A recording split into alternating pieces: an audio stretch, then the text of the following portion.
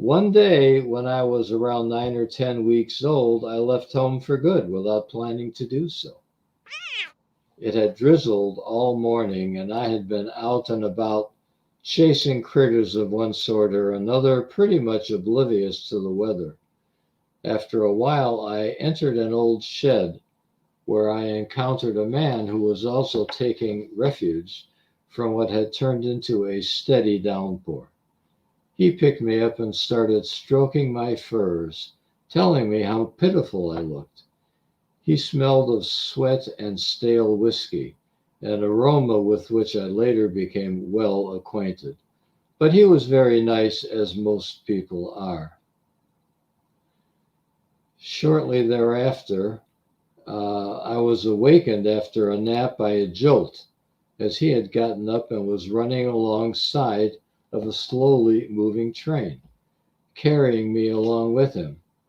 Before I could collect my little cat thoughts, I had been tossed into an open boxcar, and he had jumped in next to me. It was late afternoon when I awakened from yet another nap.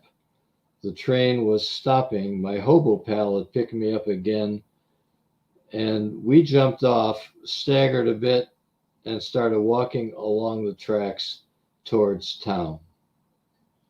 And then I talk about a rather rough night that I had in town.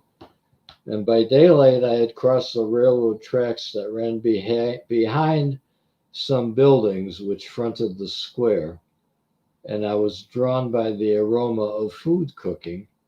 I found myself huddled next to the dumpster behind a fried chicken place.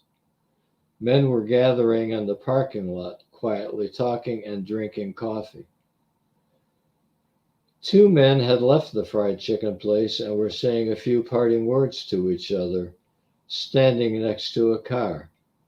I felt drawn to them and started rubbing my face and flanks on their legs. This simple instinctive act determined the course of the rest of my life in accordance with God's divine plan.